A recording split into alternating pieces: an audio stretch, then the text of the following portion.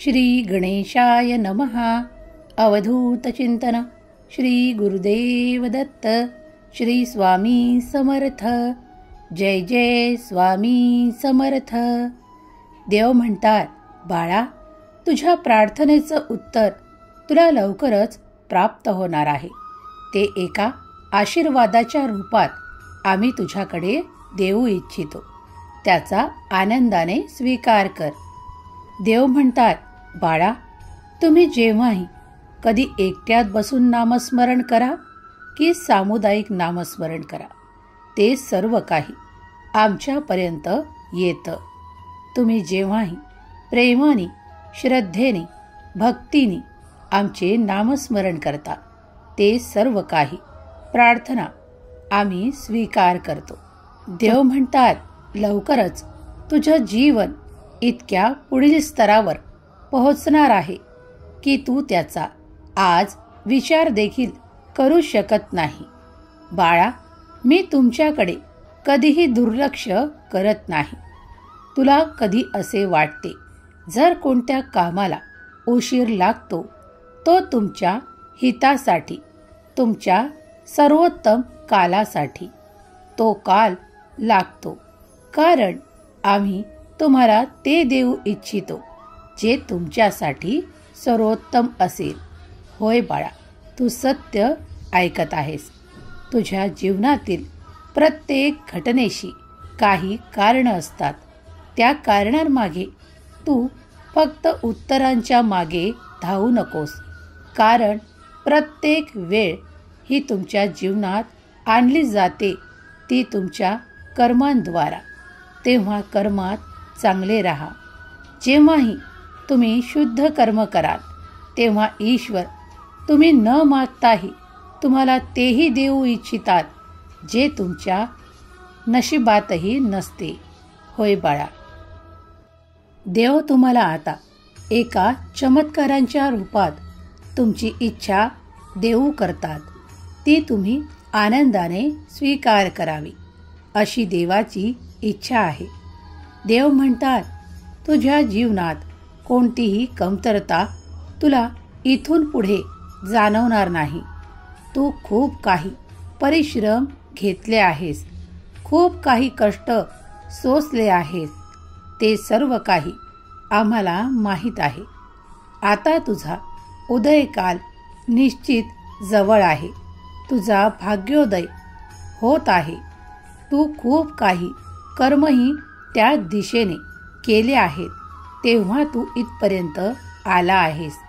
देव म्हणतात, तू माझा धावा करताना फक्त फळांची अपेक्षा न करता जेव्हा शुद्ध अंतःकरणाने नामस्मरण करतो, ते मला सर्वाधिक प्रिय आहे.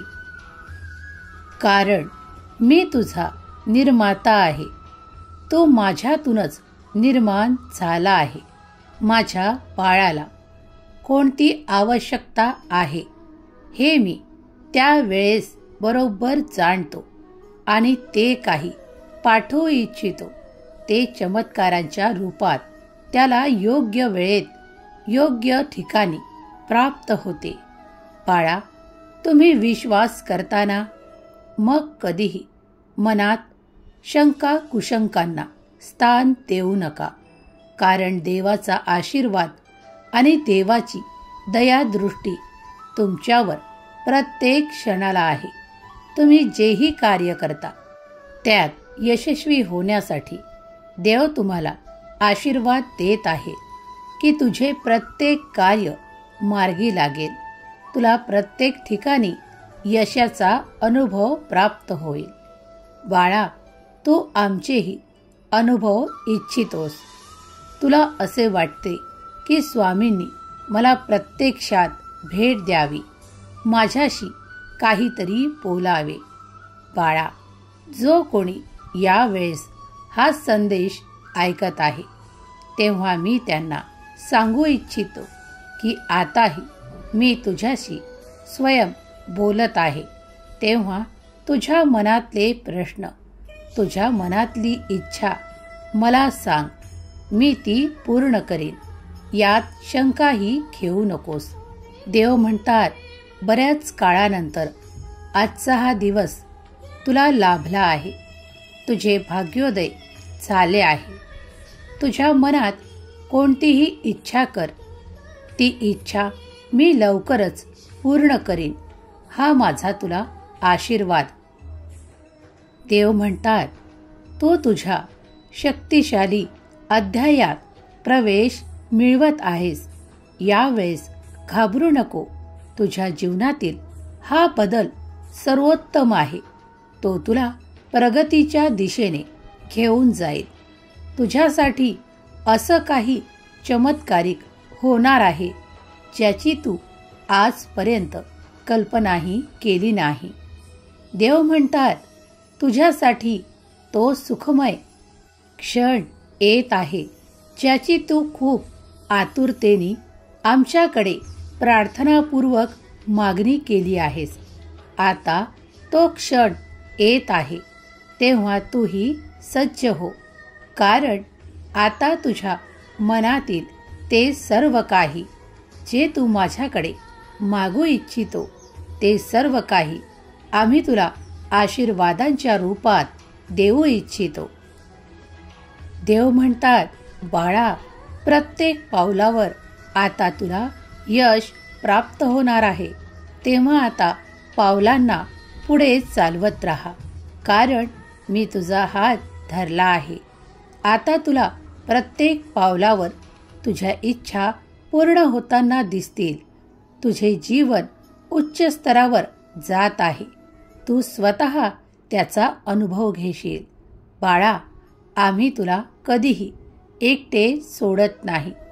जर कठीण काळ असला तरीही आणि आनंद असला तरीही तुझ्या आनंदात मीही शामील आहे. तेव्हा घाबरू नकोस. माझा आशीर्वाद तुला इतकं काही देत आहे जे तू कधी आमच्याकडे मागितलं सुद्धा नव्हतंस. बाळा, तुला काय वाटलं? तुझ्या ज्या काही इच्छा आहेत त्या मला माहीत नाही? होय बाळा, त्या प्रत्येक इच्छेचं उत्तर आता तुला दिल्या जाणार आहे आणि तुझी प्रत्येक इच्छा तुला शुभ फळ देणार आहे. देव म्हणतात, तुझा आता असा शुभ परिवर्तनाचा वेळ आहे ज्यात तू तुझ्या जीवनाला असे परिवर्तित होताना बघशील की तुलाही त्यात खरोखर हे आपले जीवन आहे. पण मी तुला सांगू इच्छितो, तुझ्या चांगल्या कर्माद्वारे तू हे सर्व आनंद प्राप्त करणार आहे.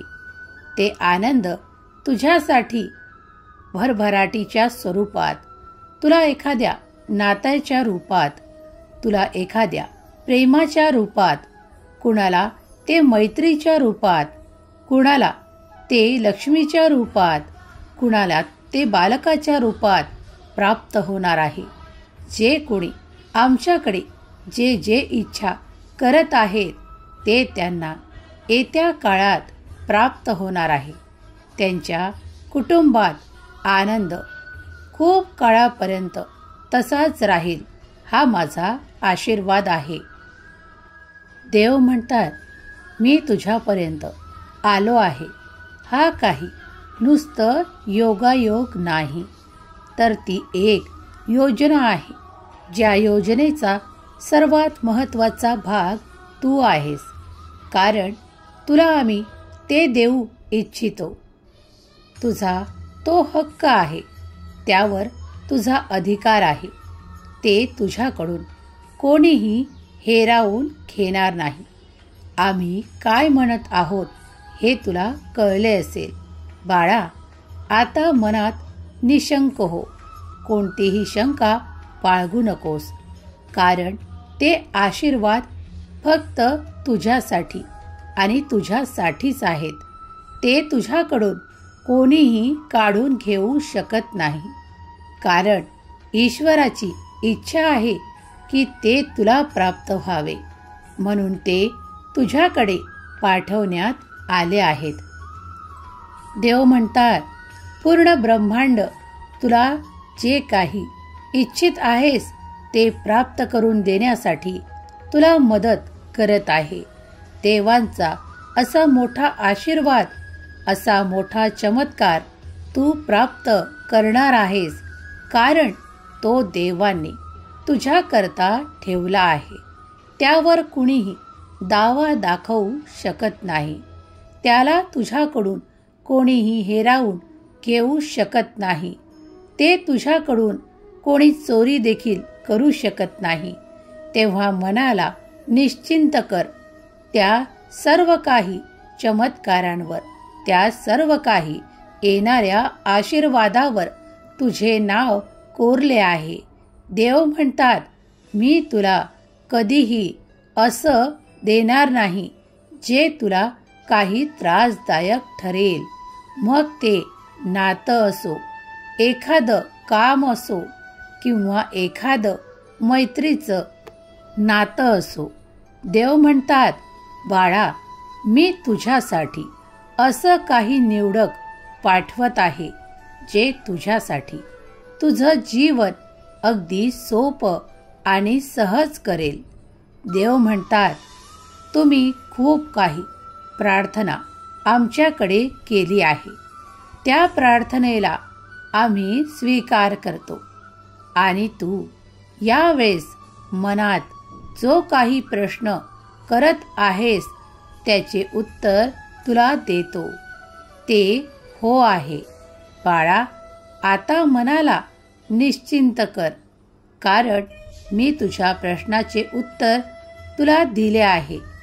ते सर्व काही तुला प्राप्त होईल, तेही कमी वेळेतच. होय बाळा, तू सत्य ऐकत आहेस. आता फार विलंब नाही. तुझे कार्य संपन्न होईल, ज्यासाठी तू आमच्याकडे खूप काही प्रार्थना करत होतास. ती प्रार्थना देवांनी स्वीकार केली. त्यासाठी तुला होकारार्थी उत्तरही प्राप्त करून देत आहोत.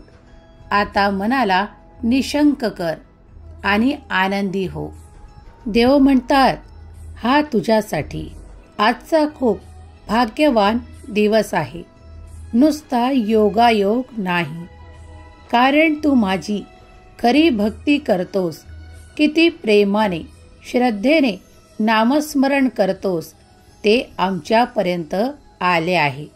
देव म्हणतात, तेव्हा आता तुला ते चमत्कारिक आशीर्वाद प्राप्त करण्यासाठी काहीही कष्ट करावे लागणार नाहीत, कारण तू नामस्मरणाने आम्हाला प्रसन्न केले आहेस.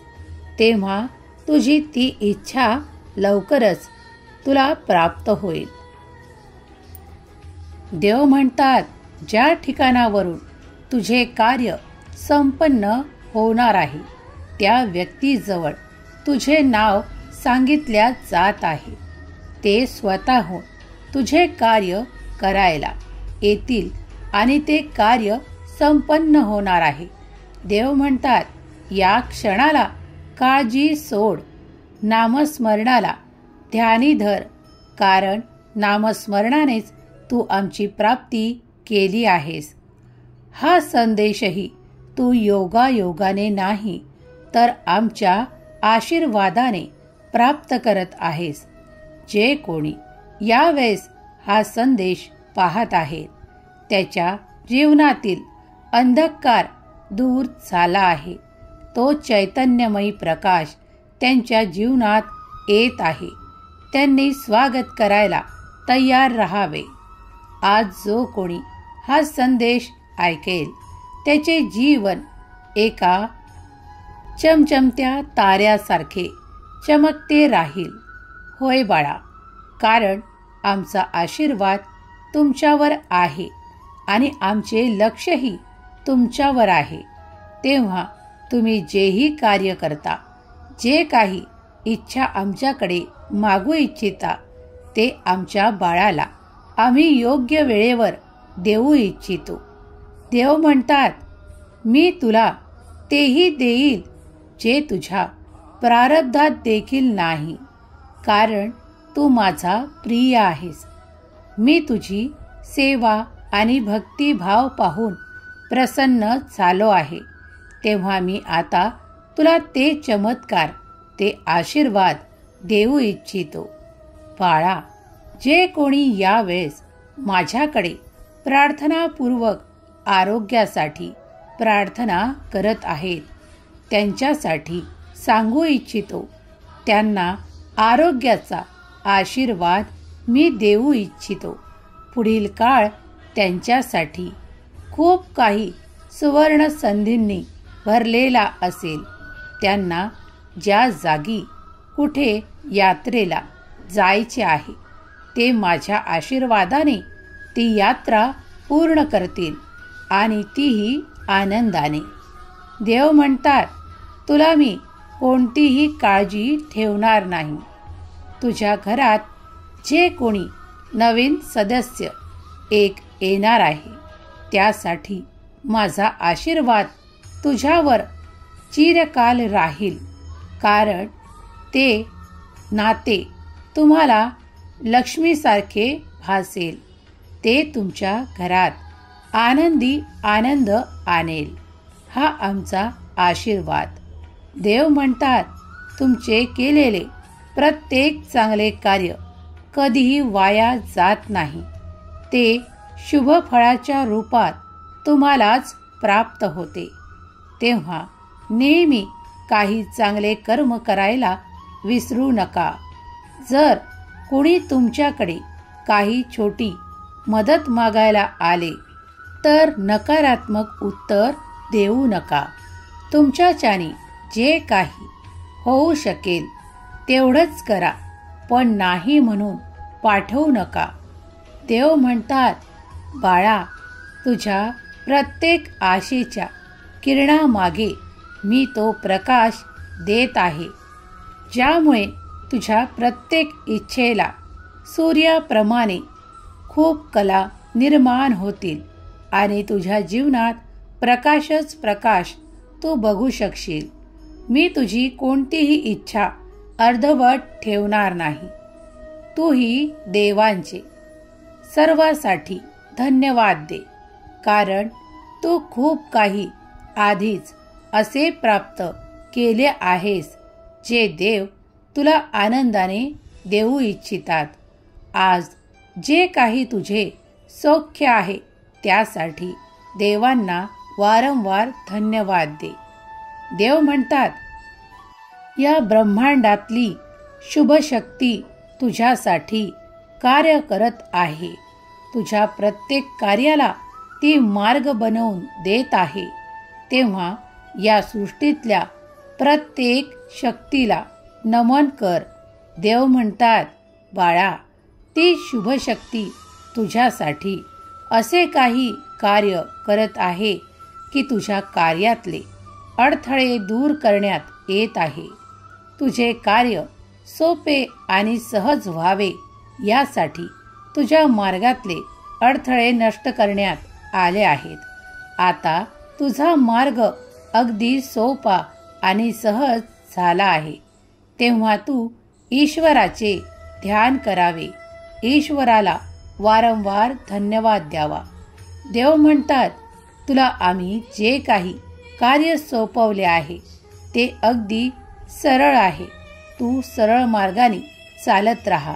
तुला त्यातूनच खूप काही यशाची प्राप्ती होणार आहे. देव म्हणतात, येणारा काळ तुझ्यासाठी सुवर्ण संधींनी भरलेला असेल. देव इच्छितात की तुझे प्रत्येक कार्य मार्गी लागाव, म्हणून तुला खूप काही सोपे सहज मार्ग दाखवले जात आहेत. त्यावर तू फक्त चालला की ते तू यश प्राप्त करशील. देव म्हणतात, तुझे जीवन पुढील स्तरावर उंचवण्यासाठी, तुझी आर्थिक परिस्थिती सुधारण्यासाठी देव खूप काही आशीर्वाद तुझ्याकडे पाठवू इच्छितात. ते चमत्कारांच्या रूपात तुला प्राप्त होतील. तुझ्या मनातल्या शंका यावेळेसच काढून टाक, कारण तुझ्यासाठी तो आशीर्वाद तेव्हाच कार्यरत होईल जेव्हा तुझ्या मनातल्या शंका नष्ट होतील. देव म्हणतात, आम्ही कधीही तुला दुखावू शकत नाही. तू जी काही इच्छा आमच्याकडे केली आहेस ते तुला भरभरून प्राप्त होणार आहे. फक्त थोडा अवधी लागेल.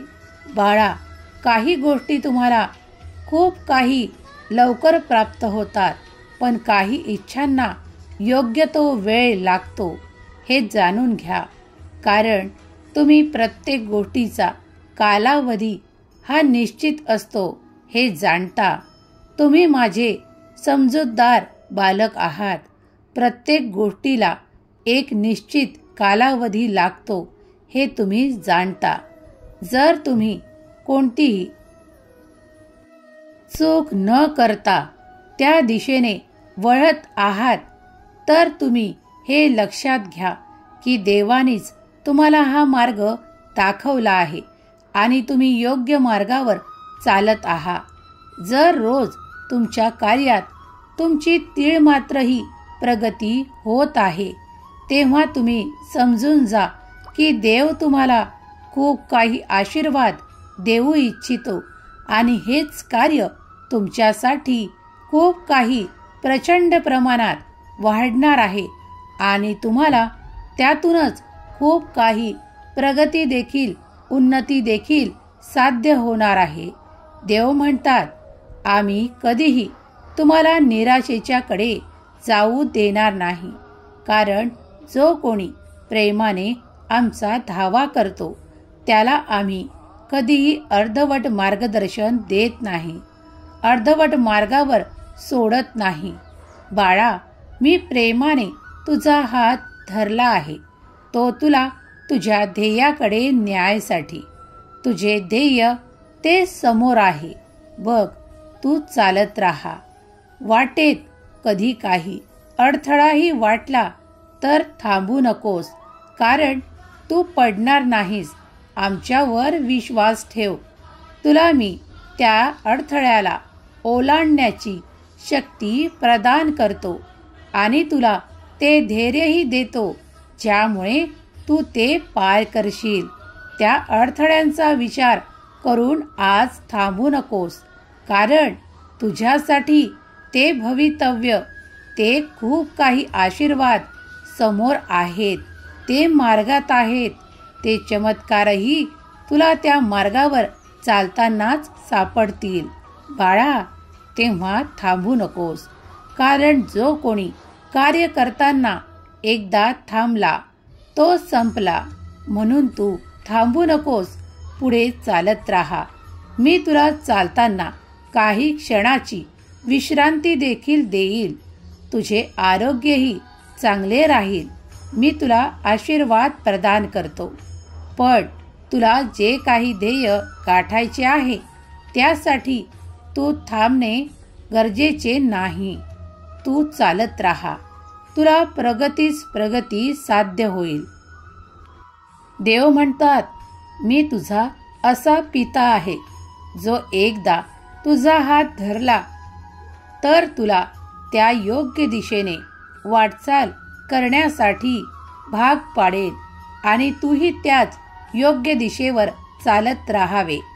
जो कोणी या बापाचे ऐकील तो कधीही त्याच्या जीवनात भाग्यवान ठरीन. देव म्हणतात, माझ्या प्रिय बाळा, मी तुझ्यावर माझ्या प्रेमाचा वर्षाव करू इच्छितो. मी तुझा असा देव आहे जो तुझा हात एकदा थांबतो, तो तुझ्या पूर्ण जीवनपर्यंत.